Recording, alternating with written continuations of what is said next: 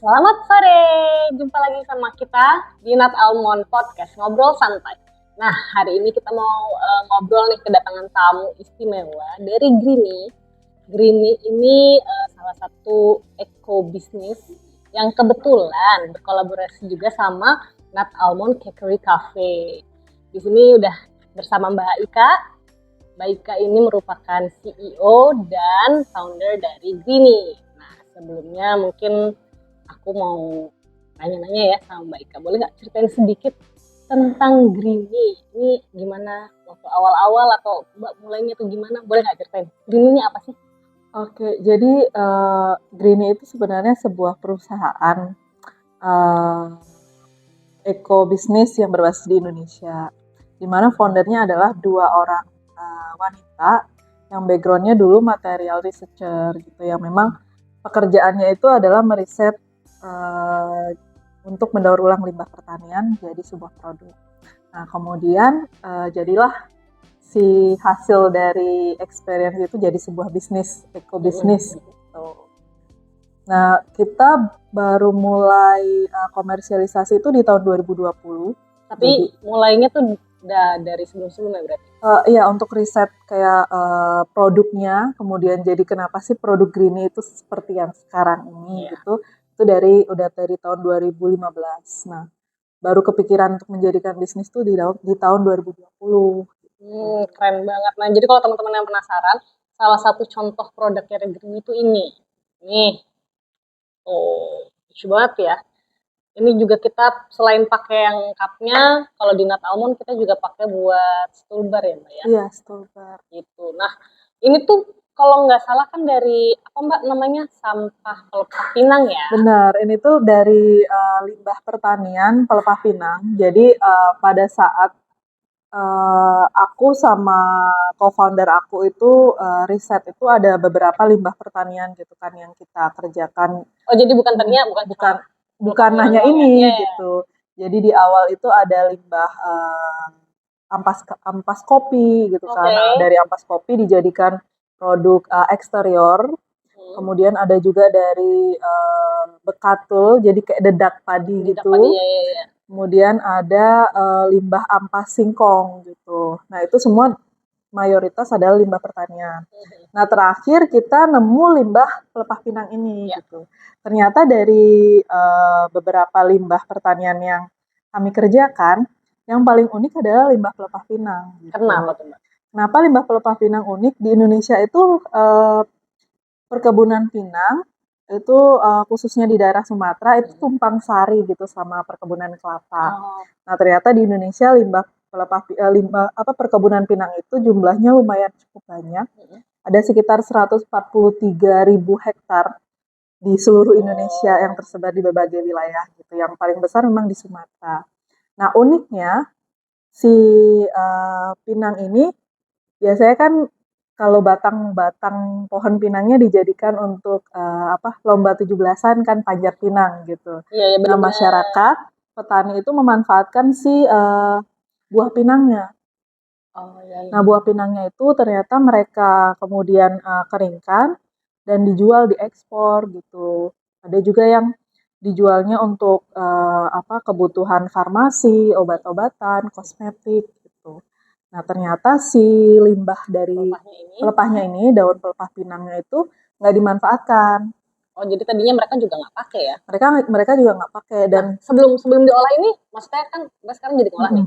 Sebelumnya sama petani tuh kalau boleh tahu diapain sih? Sebelumnya sama petani itu cuma dibakar gitu. Sedangkan dari 143.000 hektar tadi ya, itu kan nggak mungkin hanya ada 1.000 hektar, 1.000 pohon misalnya gitu kan. Nah, itu ada jutaan pohon. Nah, sedangkan satu pohon itu pasti per bulannya akan menggugurkan 1 lembar pelepah pinang gitu. Nah, bayangkan kalau misalnya dari 143.000 itu terus dibakar gitu aja sama petani, itu pasti menimbulkan kerusakan lingkungan lagi, kayak polusi udara gitu kan. Apalagi yang sekarang aja polusi udaranya udah jelek banget gitu kan, gitu sih. Nah, terus kalau sejauh ini biasanya nih Mbak kerjasama atau gimana sih dalam menjalankan eco bisnis dari memasarkan? Kalau sama yang ini satu ini? kebetulan dari waktu awal Greenie berdiri di tahun 2020 itu, Greenie belum kenal, aku sama tim aku tuh belum kenal sama petani, petani pinangnya Ya. langsung kan ya. Jadi kami ngambil itu limbahnya dari, UMKM yang ada di Jambi, yang memang mulai memanfaatkan si limbah pelepah pinang ini untuk jadi piring gitu kan, jadi produk Oh, tableware jadi mereka gitu. sudah ada upaya Sudah ada, untuk itu di tahun 2000, menjualnya. mereka baru mulai itu tahun 2019 akhir, Oh, 2009, ya benar 2019 ke 2020 gitu, mereka baru mulai. Kemudian ternyata dari satu lembar pohon pinang yang ada sekitar paling 1,5 meter kalau nggak salah itu, mereka hanya memanfaatkan 30%-nya aja karena kan dijadikan produk tableware itu harus food grade ya, oh maksudnya ya benar-benar. grade-nya itu kualitasnya itu kan harus bersih gitu kan, Betul. nggak ada noda gitu. Iya, iya. Sedangkan kalau pelepah pinang itu kan alami dan yang Iya, dicari pasti yang udah jatuh gitu kan karena limbah iya gitu betul. kan. Nah dari situ hasil dari limbah produksi si UMKM Jambi yang memproduksi piring ini Greenie olah jadi produk home furnishing seperti ini gitu. Nah barulah pas ada demand yang semakin meningkat, baru kami diperkenalkan sama petani gitu. Oh, jadi Nah, awalnya ngambil mm-mm. dari mereka dulu ya, jadi supplier Ya mereka nggak betul. langsung ke petani. Gitu. Ya, Terus Mbak, tantangannya kan pasti yang namanya bisnis kita tahu ya, nggak iya, semua indah, tidak semua pelangi dan unicorn kayak gitu ya. iya. Tapi apa nih Mbak? Tantangannya apa and apa yang membuat what keeps you moving on gitu? Apa yang membuat enggak nih gue bisa deh nih gitu. Oke, ini apa ya? What value yang Mbak pegang sampai hari ini untuk menjalankan Greenie? Tantangan pertama itu ada karena kan Greenie itu base-nya di Tangerang Selatan ya. Hmm. Nah, bahan baku kami tuh ngambil pada saat baru mulai di tahun 2020 itu dari Jambi. Nah, jarak antara Oke, Jambi ke Tangerang Selatan tuh cukup lumayan gitu kan. Nah, itu menjadi nggak bisa naik tantangan, angkot sekali sih. iya gitu kan. Itu menjadi tantangan pertama, dari logistik aja udah Oke, exactly. sangat costly gitu Benar-benar kan, benar-benar. udah high cost. Nah, itu yang menjadi kesulitan Greenie memasarkan produk ini gitu. Sedangkan ini produk baru, sustainable gitu kan, yang mana masyarakat Indonesia masih menganggap bahwa produk ini tuh kan sampah gitu ya. Iya, Biasanya kalau sampah ya harganya lebih murah lah iya. gitu. Nah, itu tantangan pertama. Nah, tantangan kedua pada saat Greenie mulai banyak pesanan gitu bahan baku, jadi kami mencoba untuk memetakan di mana aja sih sumber-sumber bahan baku si limbah pelepah pinang Jadi ini nyari gitu, alternatif nyari ya. alternatif selain di Jambi gitu. Dapatlah kami di Aceh gitu. Nah, karena jaraknya jauh, jadi kami nggak bisa monitoring gitu kan dari tim Greenie. Betul, betul. Kontrol Dari dari Greenie pesenannya adalah limbah pelepah pinang yang ukurannya segini, iya, jumlahnya segini gitu kan, kondisinya harus kering gitu misalnya. Nah pada saat barang datang itu ternyata kecampur. barangnya basah dan berjamur gitu. Nah itu Betul yang banget. membuat lead time produksi Greenie jadi nambah gitu. Jadi Greenie harus ngeringin dulu bahan bakunya, Iya. setelah itu baru bisa diproses untuk produksi jadi produk gitu. Karena itu lumayan takes time gitu. Sedangkan customer kan butuhnya secepatnya gitu ya. Nah itu tantangan yang kedua. Nah yang ketiga, karena ini limbah pelepah pinang ini jumlahnya banyak dan petaninya itu juga banyak, mengedukasi petani itu nggak gampang gitu kan. Karena mereka udah tahu bahwa si limbah pelepah pinang itu bisa dijual gitu Ya, dan Greenie menampungnya gitu ya. kan. Nah itu jadi mereka itu ngambil si pelepah pinang yang masih ada di pohon yang masih hijau Hmm, gitu kan, dipaksa gitu kan. iya. Dipaksa. Padahal that's not the point ya. Iya, itu bukan poinnya dari Bukan kita mau bikin ekobisnis dari Greenie benar. gitu. Terus, Poinnya terus. Greenie adalah pada saat si pelepah pinang itu menjadi sampah, maksudnya udah gugur dari Ya, pohonnya, itulah yang kemudian diolah untuk mencegah si petani itu membakar limbah tersebut. ya bukan yang sehat terus malah dijadiin yang lain ya. Benar, Gak gitu itu. konsepnya. Jadi kalau misalkan kayak gitu berarti dari pihak Grini itu suka tetap ketemu dong sama petani untuk mengedukasi. hal-hal yang seperti itu gitu maksud aku. Betul. Nah, pada saat tahun 2022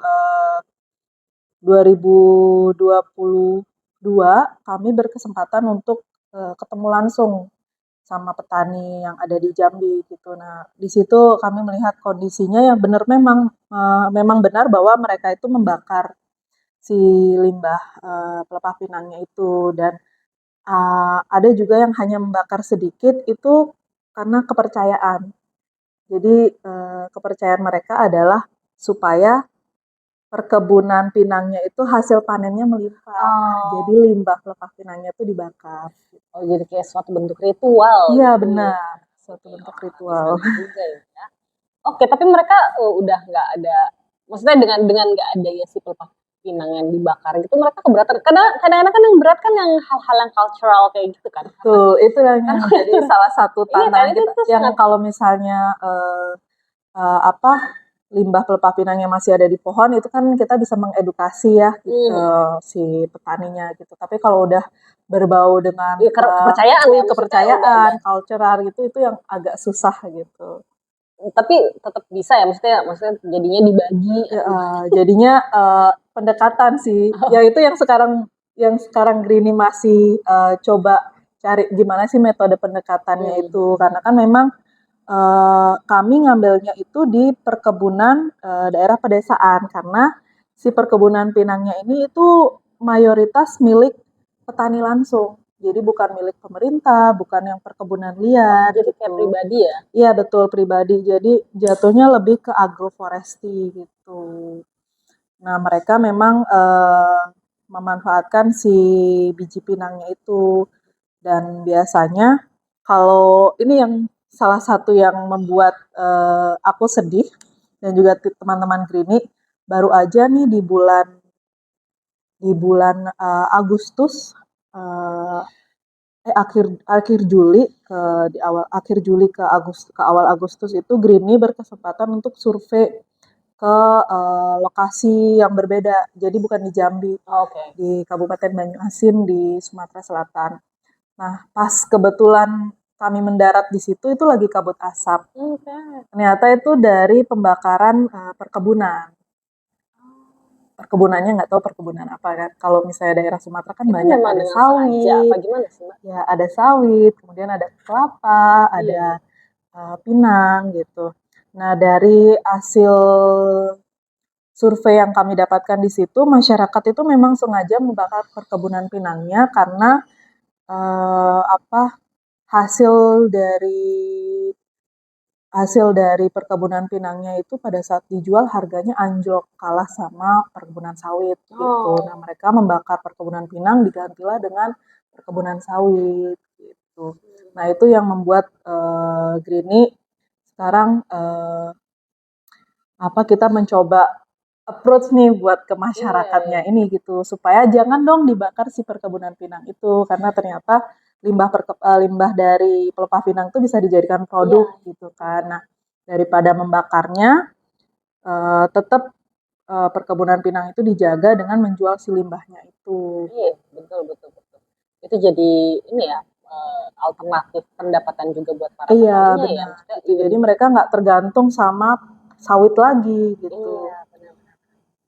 Terus value yang Mbak pegang teguh kukuh apa sih, Mbak? Maksudnya untuk bisa kan itu ya nggak semua sih, menurut aku nggak semua orang bisa cukup tough atau punya, kadang udah capek gue ngerjain ini ngapain sih gitu kan ya, pegel amat gitu. Ya kan, maksudnya kan pasti kan di balik itu ada sesuatu yang membuat Mbak Ika tuh apa ya terus terinspirasi bangun di pagi hari untuk melanjutkan Greeny gitu. Apa tuh, Mbak? Sebenarnya hampir menyerah ya gitu. Aku ceritanya juga menyerah. Sebenarnya hampir menyerah gitu, tapi pada saat survei terakhir ke Kabupaten Banyuasin itu, dengan adanya pembakaran hutan, kemudian kabut asap, itu banyak memakan korban gitu kan. Salah satunya adalah anak-anak gitu kan. Jadi kena ispa segala macam. Nah, dari situ yang Greeny mencoba untuk tetap melanjutkan visi misi dari ekobisnis ini walaupun memang agak berat ya, jalannya sangat liku-liku gitu. Jadi bisnis ini nggak hanya memanfaatkan si limbah pelepah pinang itu, tetapi juga membantu si petani untuk mendapatkan additional income dan juga membantu supaya mengurangi polusi udara itu gitu. Kan tadi kita udah bicara tentang tantangannya. Sekarang kita mau ngomongin yang happy-happy. Apa nih pencapaian Greenie yang Mbak Ika mungkin udah pernah cita-citain, akhirnya kesampaian gitu. Apa sih Mbak, pengen tahu dong cerita kisah suksesnya. Kenal sama petani yang ada di Kabupaten Banyuasin itu buat aku dan tim Greenie itu adalah sebuah pencapaian besar gitu. Jadi karena memang Greenie itu lagi cari solusi dari kita kan selama ini jauh ya ngambil bahan baku dari Sumatera, habis itu dikirim ke Tangerang Selatan. Padahal bisnis kita adalah ekobisnis gitu. Tapi dari segi logistik itu aja carbon footprint-nya udah banyak gitu. Nah, ternyata dari kami kenal sama petani yang ada di Kabupaten Banyuasin dapat lahan yang dekat dengan perkebunan pinangnya itu sangat dekat gitu, sangat dekat. Ada jaraknya 500 meter udah ada perkebunan pinang gitu kan. Nah, itu yang menjadi salah satu solusi Greenie untuk membuat mikro factory yang dekat dengan bahan baku dan juga memberdayakan si petani. Oh, jadi si factory-nya justru yang dibawa ke sana. Jadi kami mengalah tim Greenie gitu. Factory-nya dibawa gitu kan. Daripada perkebunannya dibawa ke sini gitu kan, lebih baik pabriknya aja yang ada di situ gitu. Oh iya, benar juga, itu namanya menjemput bola berarti. Menjemput bola. Iya sih, itu sebuah achievement tersendiri ya. Terus kalau dari bahkan udah dari 2000, berarti udah 3 tahunan ya? Udah 3 tahun. Apa sih Mbak, maksudnya sekarang tuh lebih emang fokusnya tuh kira-kira udah kelihatan dong kan biasanya, oh ini bisa dibikin ini, bikin ini, tapi kan somehow saat kita berbisnis, ya semuanya sih possible aja ya, bikinnya apa gitu ya. Tapi kan semua itu kan apa yang kita fokuskan itulah yang jadi sesuatu kan kayak gitu ya. Kalau dari Greenie sendiri apa sih Mbak, akhirnya fokusnya tuh khusus untuk bikin pernak-pernik kah atau apakah, atau bikin furniture memang apa Mbak?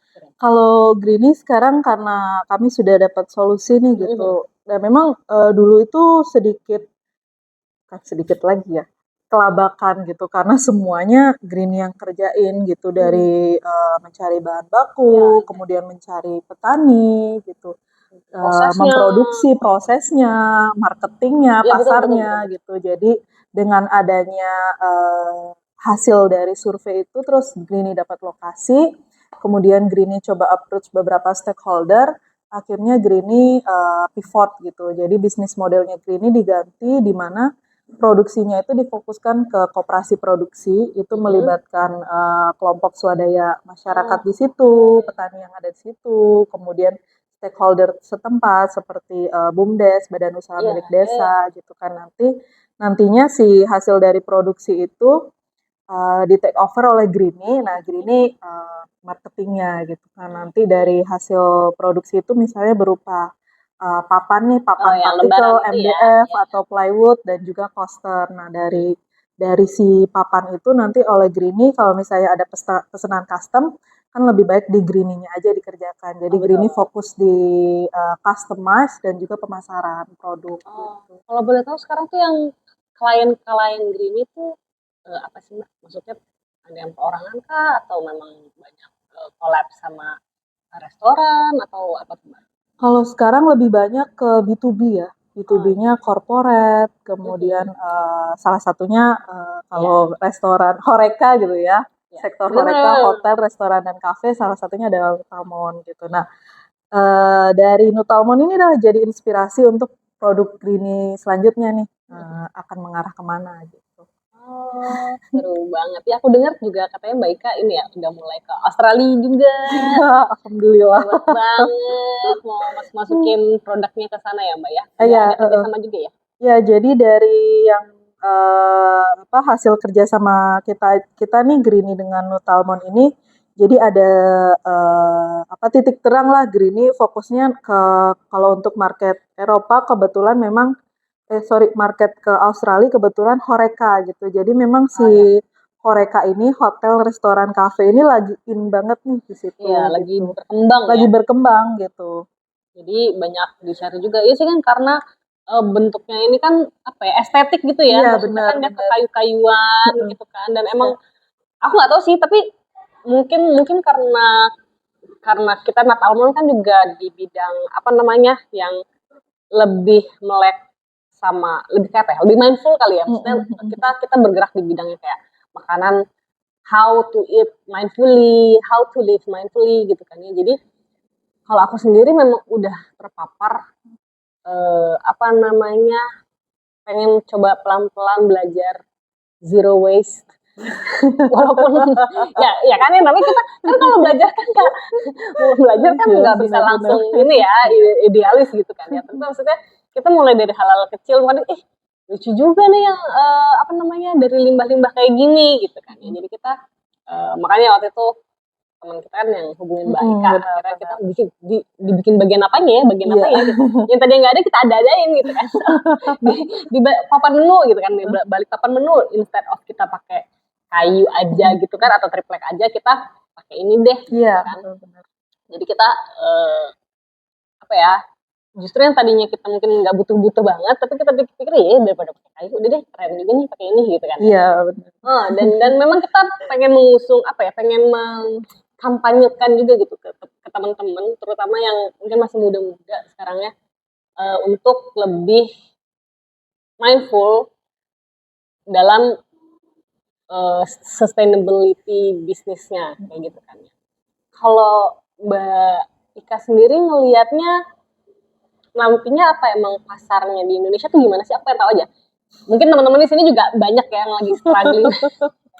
Mungkin merasakan hal yang sama gitu, nggak? Gini, karena once kita ketemu community-nya gitu, banyak juga sih menurut aku udah cukup sadar melek. Tapi kadang-kadang nggak tahu mulai dari mana gitu kan ya. Terus apa namanya, kalau di Indonesia sendiri tuh pasarnya tuh kayak gimana sih kalau selama ini Mbak 3 tahun jalanin? Atau udah deh kayaknya gue udah nggak tahu deh, mengedukasi udah pegel, udah deh aku jualannya di luar negeri aja yang buat yang ngerti-ngerti aja gitu aku gitu. Ya, benar banget.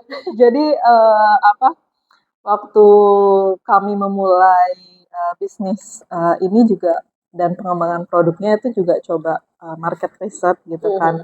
Dan ternyata sebenarnya yang aware tentang isu sustainability, kemudian eco business itu lumayan cukup banyak gitu kan. Tetapi yang mau take action itu ya, karena kan mulai dari apalagi ini kan limbah ya, ya, gitu, sampah gitu. Nah, masyarakat Indonesia masih menganggap bahwa oh ini limbah sampah harganya pasti murah gitu kan, dibandingkan harus murah dibandingkan produk existing. Sedangkan produk yang sudah existing sekarang pun pada saat zamannya pertama kali produk itu diluncurkan, itu kan pasti harganya mahal ya untuk pada zaman itu. Karena kan demand, tergantung ekonomi kan selalu hukumnya gitu kan. Dan produk yang existing kan lebih ke mass production ya, gitu. Nah, kami untuk produk eco business ini kan lebih ke kayak tadi kita lebih slow moving, terus lebih apa ya, memaknai lah untuk menggunakan produknya mindful gitu kan. Nah itu yang menjadi tantangan kita di Indonesia, makanya Greenie mencoba untuk expand market keluar, karena memang kalau misalnya dilihat dari produknya ekobisnis ini, pasarnya memang keluar kan, yang lebih tertarik gitu, yang lebih mau menghargai bahwa oh ini produk daur ulang gitu kan, pasti ada prosesnya, apalagi produk ini melibatkan si petani gitu kan, kemudian ada juga artisan lokal gitu. Ya tapi aku tetap percaya sih, maksudnya apapun, nggak tahu ya sih kalau anaknya tuh percaya everything is energy gitu ya. Jadi even the money you spend, it's energy you spend gitu kan. Tetap iya maksudnya ya bukannya gimana gitu. Cuma maksudnya dengan produk-produk kayak gini, dengan kita memikirkan ya keberlangsungan anak cucu kita lah istilahnya. Ini kan kalau misalkan rusak atau gimana, kalau kita buang kita nggak khawatir dia tidak akan Iya. hancur, istilahnya gitu kan ya. Jadinya aku melihatnya ini kayak ya udah you pay for kayak kita apa sih? Kalau kita kan bisa nabung buat anak sekolah gitu ya. Ya. Ini tuh kayak kita nabung buat masa depan lingkungan Bener, anak-anaknya kan ditinggali oleh anak-anak cucu kita gitu. Kalau aku ngeliatnya kayak gitu ya. Jadi nggak pernah salah sih yang namanya energi ya. Kita mengeluarkannya A ya akan kembali entah dalam bentuk apapun A gitu kan. Kalau misalkan kita beli barang murah ya kan kita juga tahu ya. Iya. Gitu ya sih. Ya. I got you sih. Tapi mungkin Mbak ada ini nggak sih tips atau pesan buat teman-teman yang lagi pengen mencoba untuk pertama pengen mencoba hidup itu tadi. Mulai dari mana coba Mbak? Kalau mau gue pengen eco living tuh mulai dari mana kayak gitu kan. Kadang-kadang kan kita emang ngaruh apa gitu kan. Aku melakukan hal kecil ini emang ngaruh apa gitu ya. Kayaknya kan kayak ngaruh takutnya gitu. Aku percuma aja lah gitu. Balik lagi ke plastik gitu kan. Apa Mbak? Coba Mbak. Mulai dari mencoba menggunakan produk Greenie. Iklan dulu ya. Bener. Tapi boleh nggak? Aku pengen tahu juga berarti apa aja produk Greenie yang bisa kita kan kalau sekarang mungkin gue banyak di collab sama Resta apa ya. Tapi kalau misalkan untuk kita pribadi bisa dipakai apa aja sih Mbak sebenarnya pelepah pinang? Jadi pelepah pinang itu bisa dipakai untuk seperti tadi di awal aku mention ada yang UMKM menggunakan untuk tableware, jadi piring, kemudian bisa juga untuk bakeware. Jadi kalau misalnya kita biasanya pakai aluminium foil kan untuk nge-bake roti atau cake gitu kan. Ini diganti dengan pelepah pinang gitu. Ternyata pelepah pinang itu juga bisa kok ditahan untuk microwave suhu tinggi, kemudian bisa. Kemudian untuk storage dimasukkan ke dalam chiller gitu. Nah, sebenarnya arti dari Greenie sendiri itu adalah seseorang yang mengkampanyekan perlindungan terhadap lingkungan. Itu kenapa kalau misalnya mau coba untuk eco living gitu, coba deh pakai produk Greenie. Iya, benar. Produk Greenie banyak nggak hanya ini gitu, karena bisa dari pelepah pinang tuh bisa dikreasikan untuk berbagai macam produk dekorasi lainnya. Tapi kalau dari Greenie sendiri ini tetap open only for business only atau perorangan pun Mbak aku mau custom aku pengen punya rumah pengen bikin apanya furniture tapi itu masih bisa terima kita kami masih terima sampai saat ini kebetulan ada yang custom kemarin via online shop jadi via marketplace itu Mbak aku pengen bikin meja gitu kan meja untuk biasanya kerja kita duduk gitu kan atau aku beli papannya aja deh gitu nanti aku yang suruh tukang aku aja gitu. Jadi karena si papannya juga ini ya papannya tuh kayak kita beli triplek aja iya, gitu ya kayak beli kayu aja gitu iya. ya Jadi sebenarnya produknya Greenie itu blank canvas aja gitu. Jadi emang udah kita bisa mengkreasikan apapun benar. Iya sih buat teman-teman mungkin bisa mulai mencoba produk Greenie ya kalau ada yang bingung-bingung udah dimulai dari produk Greenie dulu. Nah berarti terakhir nih Mbak aku pengen tahu dari Mbak sendiri harapannya untuk Indonesia ke depannya tuh gimana sih Mbak terkait dengan eco business dan eco living ini kan kalau kata tadi Mbak itu tadi udah aware tapi kayaknya kalau action mah kayaknya enggak gitu kan kebanyakan belajar jadi kayak maju mundur gitu apa Mbak jadi apa namanya kisi-kisi apa harapannya ke depannya kira-kira pengennya tuh semoga apa sih Mbak? Semoga eco bisnis ini tuh didukung nggak hanya oleh masyarakat tapi juga pemerintah gitu. Jadi regulasi dari pemerintah itu juga sangat dibutuhkan oleh pelaku eco bisnis. Nah, karena kan kebanyakan pelaku eco bisnis itu mereka adalah waste to product ya gitu. Nah itu harapannya sih nggak hanya masyarakat yang aware tapi pemerintah juga mengubah regulasi dari bisnis-bisnis yang ada mendukung ya. Jadi bukan tugasnya Greenie doang yang edukasi. Jadi dari pemerintah pun bisa turun tangan di bidang tersebut. Jadi terutama edukasi kali ya Mbak ya. Iya benar. Oke kalau gitu terima kasih banyak ya Mbak Ika. Sama-sama. Kita senang banget. Mudah-mudahan insight ini bisa bermanfaat buat teman-teman, terutama yang lagi mau memulai, atau lagi struggling masalah bikin ekobisnis yang tentunya akan sustain ya di Indonesia. Mudah-mudahan juga teman-teman kita atau kita semua yang ada di Indonesia ini juga jadi lebih menghargai bahwa trash can be treasure. Ya nggak, Ya, Mbak? betul. Oke, terima kasih Mbak Ika. Sama-sama. Dadah.